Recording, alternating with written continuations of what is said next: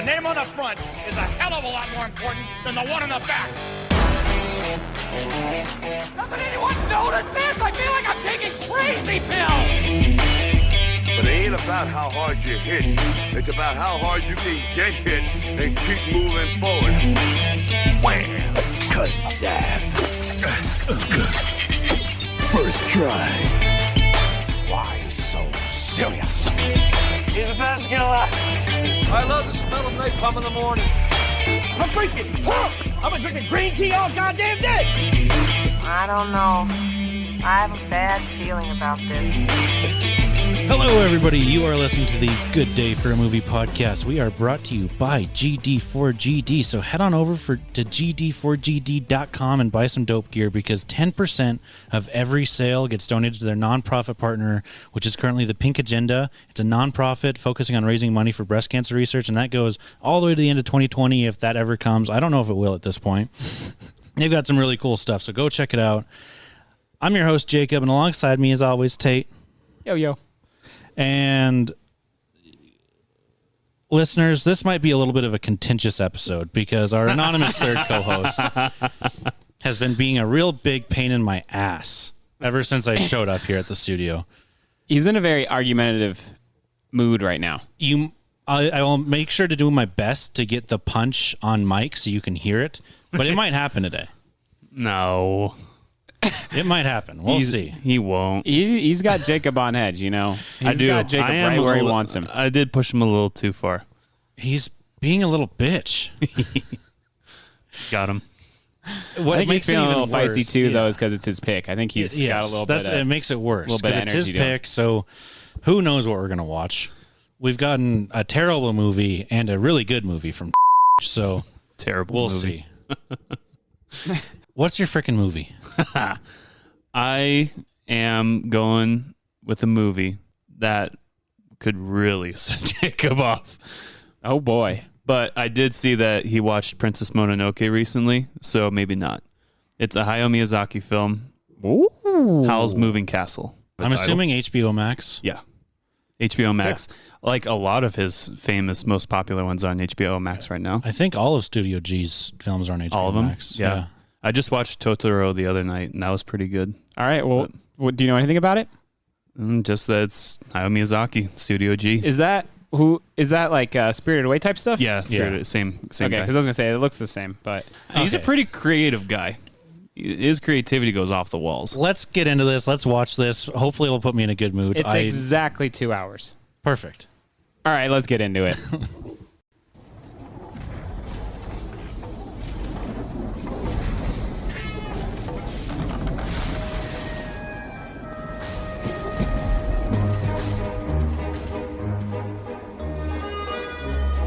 From master filmmaker Hayao Miyazaki, the director of the Academy Award-winning Spirited Away. That is ancient sorcery, and quite powerful too. This summer, experience the epic tale of a young woman transformed by a mysterious curse. That's really me, isn't it? An enchanted moving castle. This is a magic house. And the one wizard powerful enough to set her free. This charm will guarantee your safe return. Walt Disney Studios presents a Studio Ghibli production of a Hayao Miyazaki film. Hold on. This June, journey to amazing new worlds. Find me in the future! Aboard Howl's Moving Castle.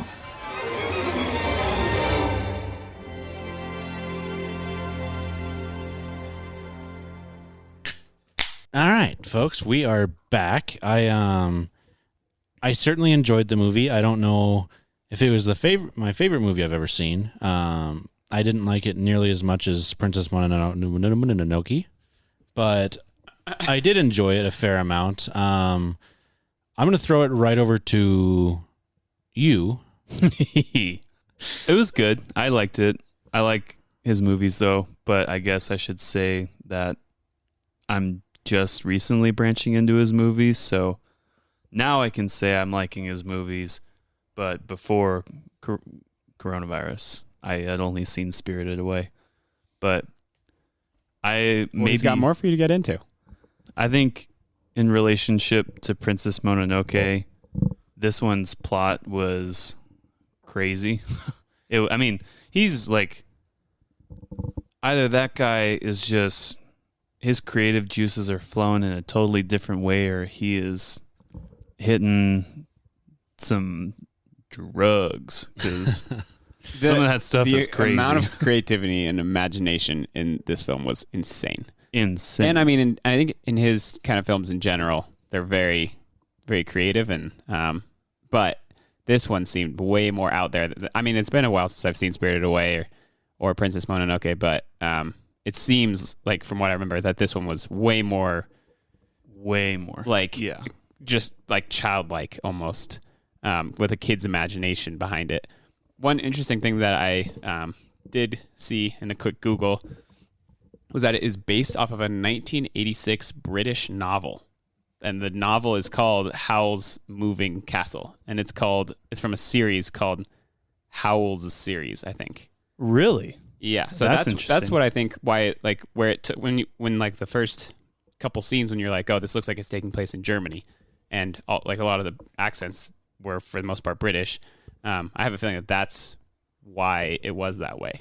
So he just, whatever is, I already butchered his name, the director. Hayao Miyazaki. Yeah. I think he took his spin on this book. But yeah, it said it was originally a novel from 1986 written by Diana Wynne Jones. So I thought that was pretty interesting. I want to read the book and see if it's as crazy as this movie is. Okay, so this is interesting. It looks like there's a movie that's going to be coming out in 2020 called Earwig and the Witch, and it's also based off of... Is it from that series? Well, it's based off of another, like, Diana Wynne Jones is credited as a writer, and Hayao Miyazaki is a producer, as well as Toshio Suzuki. But Goro Miyazaki, I don't know, maybe that's his son. Must be. Got to be his son is the director of it. It hasn't came out yet. There's what was not the even name a of that cast. one? Ear or something? Earwig and the Witch. Yeah, I am not entirely sure, but that's really interesting that it's based off of a book. Like, I have very base level, probably I would even say below base level knowledge about, like, kind of the Studio Ghibli G stuff. Basing something off of a book is a very surprising move for this company to make, which isn't a bad move. I just Googled it. It says Howl's Moving Castle is the first novel in the series of books called the Howl series. The series also includes Castle in the Air, published in 1990, House of Many Ways, published in 2008. So there must be a lot of book. Oh, it's a 3-book series. And it was made 1986, 1990, and then 2008. Interesting. I don't know. I thought that was very interesting. That was the first thing because I just was wondering if there's kind of how he came up with this or how there's any relation to any of his other movies. But well, the summary of the book is eldest of 3 sisters in a land where it is considered to be misfortune. Sophie is resigned to her fate as a hat shop apprentice until a witch turns her into an old woman, and she finds herself in the castle of the greatly feared wizard Howl. So I would almost maybe read this book if it's like a short little cute novel, just to compare it to the movie, because I think and then I'd like to see what the director took from it and made his own, and what was kind of just true with the book, like all the the fire character Calcium, or is it Calcium, right? Oh man, I already forgot. I think it was Calcium. No, it's not. Definitely not. Definitely calcium. not calcium. Calcifer. Yeah. Damn. But anywho, going back to your point, I think that the imagination of this film was incredible. Like how the castle was constantly moving, but was also through magic had several other stationary places. That when that first happened, that blew my mind because I had no idea what was happening. Mm-hmm. I like the fact that the Scarecrow man. I like how all the characters were just basically people that were cursed. And so, like the Scarecrow guy, I had no idea what to even think about that. I was like, oh, this is just a weird little character. Yeah, I was very confused by that, and I was actually just like kind of thinking through that character in my head because I'm like, I don't understand why this like character is like why the Scarecrow character was why the gal was his one true love, or I guess true love, I should say. Yeah. But I think thinking through it, I kind of figured it out. I think when Turnip Head, Turnip Head, when Turnip Head first came upon her, she wasn't his true love. Sophie wasn't his true love. But as the movie progressed, he kind of fell in love with her. Yeah. Well, and she was the one that saved him. Yeah, saved him, and seeing like just the type of person she is, and that kind of goes to why he said his like last little line about, "Well, hearts always change, and I'll be back." Yeah. I wish I had my own little Turnip Head. He just turned up out of nowhere. He was clutch. No, he was just very clutch. You want an umbrella? Yeah, Turnip Head. Just someone to talk to. Doesn't sliding talk back, down just a sits mountain? there and listens. Turnip Head. Brings you an umbrella. Helps you get down the mountain. Helps everybody out. Sure, his head's a turnip, but a lot of He perks. always had a smile on. Always had a smile on. Speaking of going into all the characters, this movie was funny. Yeah. Oh yeah. The kid was that's what I'm not hilarious. sure I remember about Spirited Away or The Princess kid and Mononoke Billy being Crystal like, were very funny. Oh man. God, they're yeah, Billy hilarious. Crystal was so funny. just like even the little things, like when he was cracking the eggs and just feeding the fire the eggs. I was laughing so hard. Yeah, and then like I think Christian Bale was a very interesting person to cast as the American Very voice. interesting. Yeah, I agree. I mean, it was just Batman. You're like, oh, well, this is where he got his Batman voice from. Yeah. When he was the whatever he turned into, just like the Falcon bird Oh thing. yeah. And he Imagery. he gave his Batman voice. That was funny. Yeah, I really liked the character, and it was how the Witch of the Waste, how her Waste, because she was the Witch of the Wastelands. Wasteland. Did I? Oh my Yes. God! The entire Yeah. time I thought it was the Witch of the West. No, that would be. Yeah, I know, but I thought that was like a It was play probably on. like a play on. Yeah, I guess Yeah. every time they said it, Yeah, but how her whole thing was that her curse was greed, and how at the end when she saw Howl's heart, like I thought her character was unique because, like, her wanting to be beautiful was a source of greed, but like she kind of got called out and shriveled to who she really is, and then but at the end of the movie you saw she was adorable. change of heart. Yeah, well, she was just a doll. little sweetheart. The dog was something else. Yeah. Oh yeah. Man, I still don't even know if I understand fully what the dog. I don't understand whatsoever. Yeah. Just changed sides. He was like, guess. this Sullivan But, woman's crazy. Like, was the dog supposed to be like a spy, or like, did she like? I don't even. That's what I don't really understand at I all. have no idea. Because she's like, "Oh, it's about time you checked in," Yeah. I don't. and I the dog have was no like, idea. "Fuck you." Yeah, I got nothing. Yeah.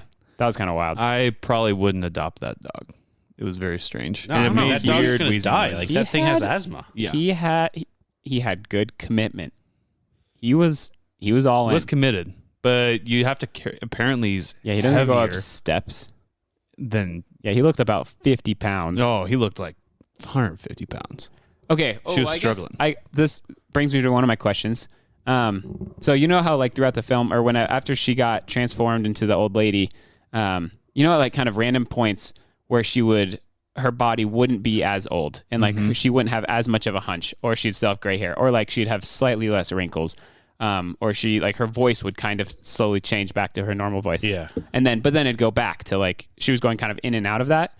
What do you think was bringing her back to her normal self?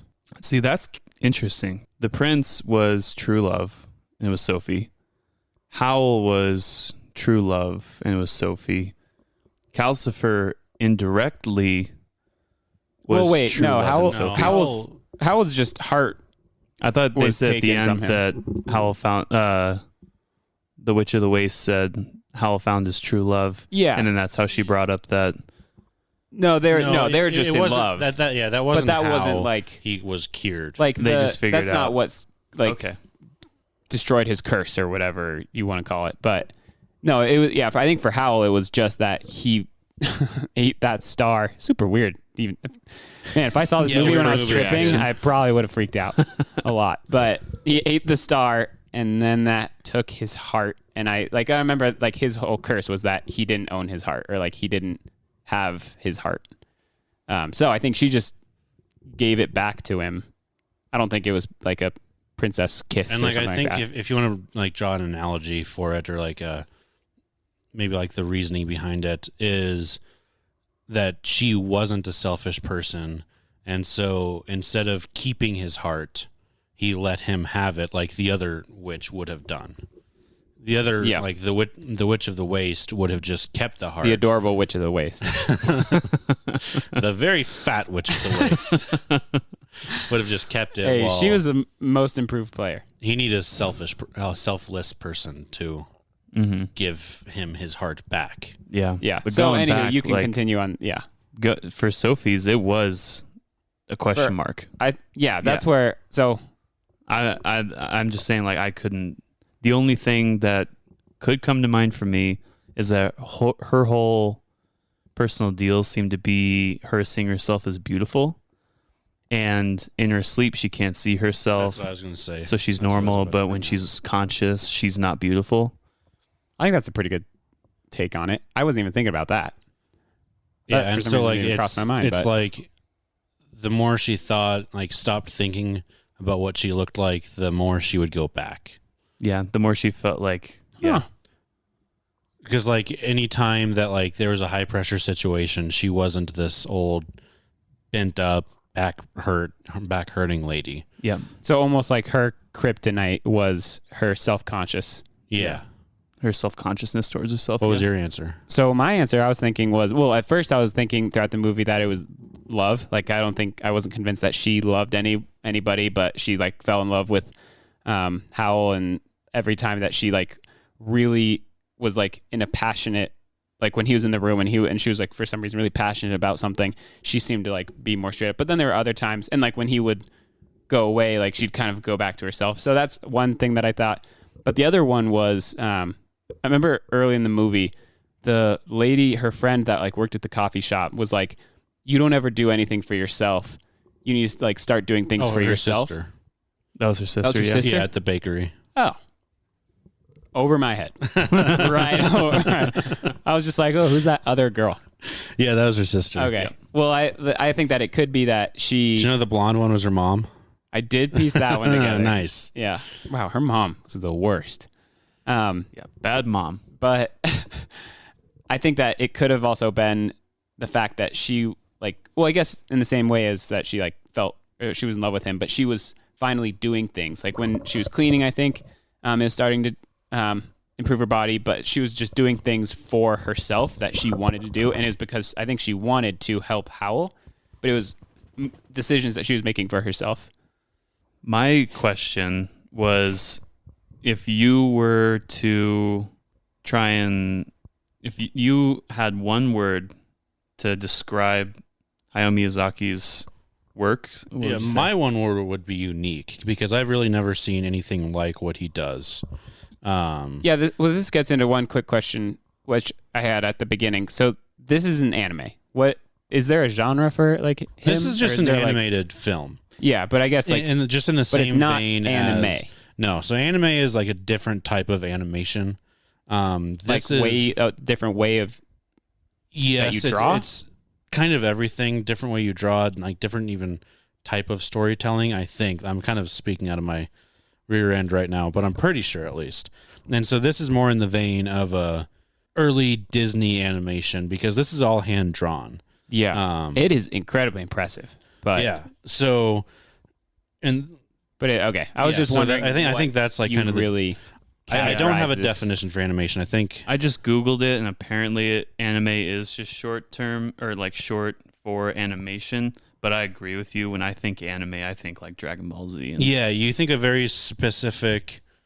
Yeah, I don't put this as in the same pot as some of those Dragon Ball Z or Naruto type stuff. Because you have to have a certain taste for anime and like that style of storytelling, as well as that style of art and of animation. Whereas with with these Studio G films, at least the two that I've seen, I think they're pretty universal. Where, like, Princess Mononoke definitely wasn't a children's film. No, this one more so is for sure. Yeah, this one definitely is. But this can be enjoyed in the same vein as like Disney and Pixar movies can be. Yeah, I agree. I completely agree with that. Not that it's made for mass audiences in a bad way, but it is made for mass audiences are able to enjoy this movie. Yeah, and will enjoy these types of movies more than his other ones. Well, no, more than like strict anime. Oh, like anime in the sense of thinking about anime that we can't define for whatever reason. So your one word, going back to, I guess, your one word is unique. My one word is unique. I suppose the best way to describe anime is kind of how the Supreme Court decided on how to rule on porn. It's obscene because you know it when you see it. So you know anime when you see it. You just can't define it. Fun facts. What? Yeah, you guys have never heard about that one? Well, I mean, no, I don't need to hear it again. You've never heard the "you know it when you see it" thing from the Supreme Court? I don't think so. I don't know the case right off the top of my head, but they were hearing a case about art in the public space. Yeah, about art in the public space. Oh, and their pretty much their final ruling. I think it was Scalia. I'm pretty sure it's Justice Scalia. Like in his ruling, it was, well, there's no strict definition of like the difference between pornography and art, but the average person knows it when they see it. That fits for anime because I can't define it. I don't know. Yeah, but you know it when you see it. If anime literally is all animation, that's pretty ambiguous. Yeah, because there are definitely niche and like styles. Not to just keep harping on that point, but I know as much about anime/animated films as Supreme Court justices do about porn. So, but what about one word for you guys? The reason I asked was because the word hit me after I watched Totoro is magical. Because he is like, well, I mean, it kind of works for this because it was based on magic. But in general, it's like, it's unique. It's fantastic. It's something I never would have even conceived of. Like all the different characters, all the different, in his other movies, the interplay of spirits and spirit world, like it's just very magical. And I think Disney has its sense of magical, and I think his is just magical in a different way. And for me, more breathtaking. And I think the animation does have a lot to do with it because the animation does make it just explode. This blows away pretty much anything that like the Disney proper animation has ever done. Pixar, a lot of the Pixar stuff is close to on par with what this looks like. It's completely different because they are using a computer graphic generated images for this or for their stuff. So Pixar, anybody know who helped found Pixar? Steve Jobs and George Lucas. Oh, really? Yeah. George Lucas was a big founder of Pixar and kind of was pivotal, and it was an offshoot of ILM.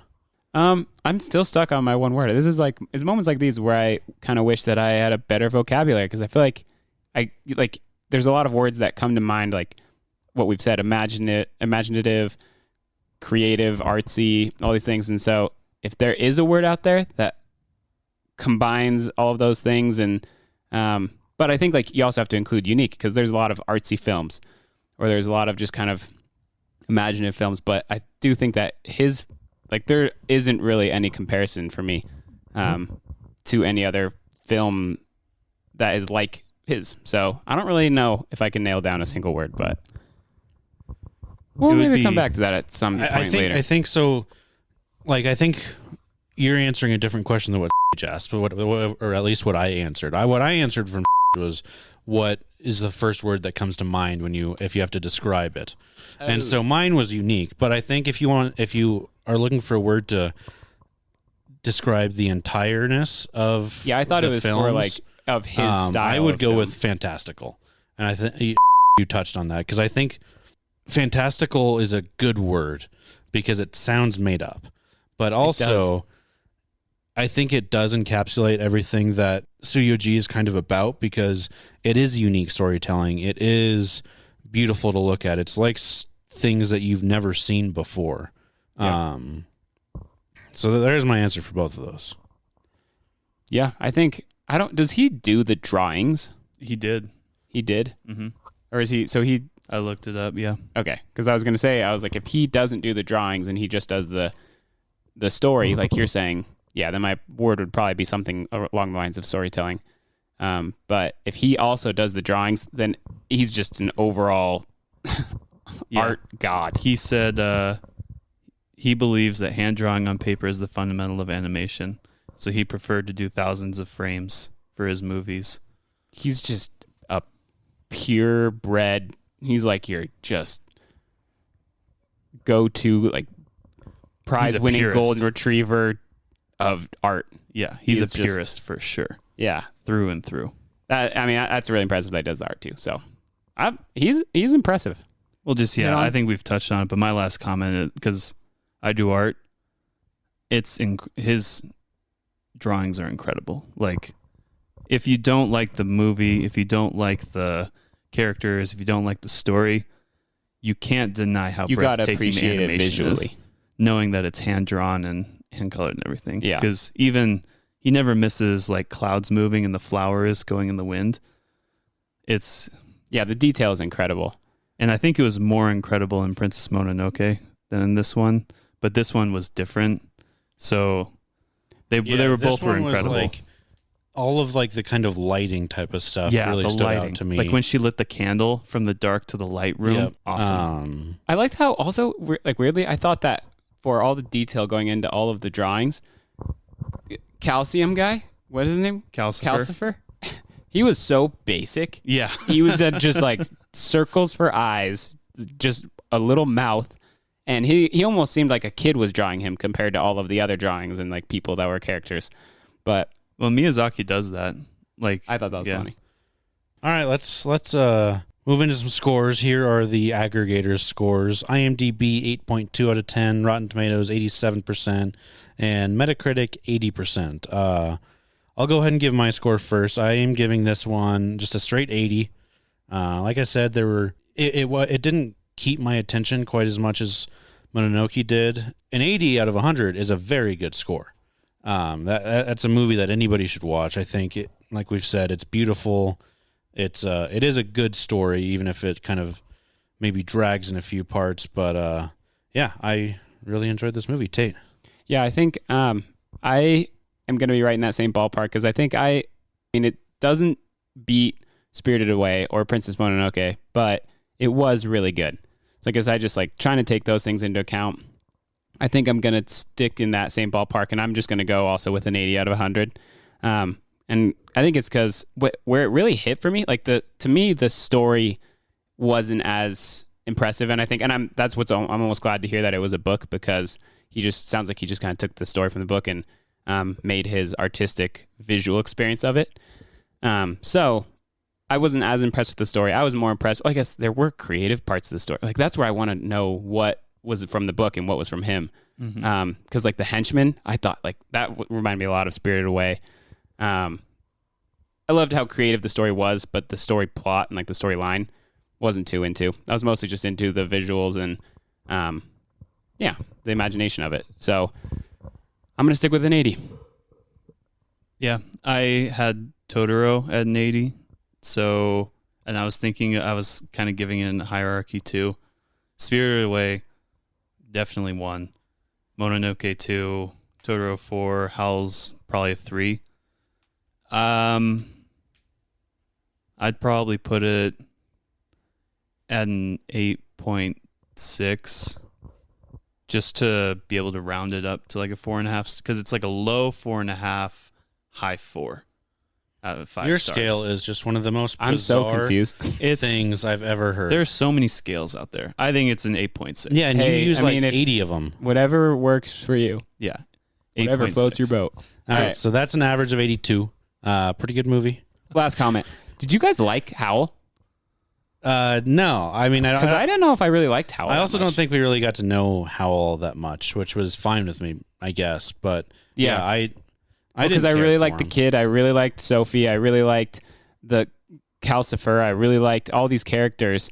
But like, I'm not sure I loved Howl. Like, yeah, very unlikable, and Christian Bale's Batman voice was just very dry. I think it's more just like his character. Like his character's personality was just like. I'd have to agree. He was probably my least very favorite of the emotional, and just was like when he cried about how his hair got dyed, and like I was just kind of like, you're a strange cat, but so I'm not sure. He was my favorite. Yeah. All right, folks, that's going to do it for today. If you have thoughts or questions, you can shoot us an email at gd4ampodcast@gmail.com. You can also follow us on Instagram at gd4. That's the number 4, same as the email address for that. gd.movies. Again, gd4gd.movies on Instagram. We're also on Twitter at gd4gd_movies. Also, we would love for you to leave us a 5-star review on whatever platform you listen on, especially Apple Podcasts. That's going to be what helps us the most. That's what most people look at when they're getting advertisements. And so if you have something negative to say, don't leave it in a review. Email us. Leave Only it in the 5-star review, and I'll reviews. come find you. You can leave it in the review if you want, but make sure those stars are all filled up to 5. We may go taxi driver on you. Yeah. Are you talking to me? All right, folks. We'll catch you next week at the movies.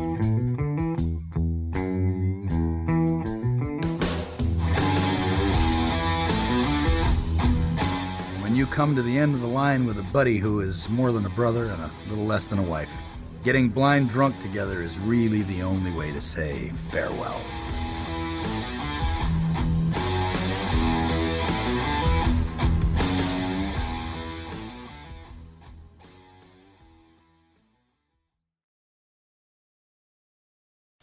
You're still here? It's over. Go home.